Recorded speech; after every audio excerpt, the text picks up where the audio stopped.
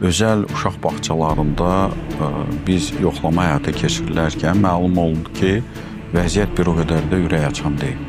Belə ki, biz 100-dən yuxarı özəl uşaq bağçasında dövlət nəzarətini həyata keçirdik və 80%-dən yuxarı, daha dəqiq desək, 107 uşaq müəssisəsindən 88-də çox ciddi nöqsanlar aşkar elədik.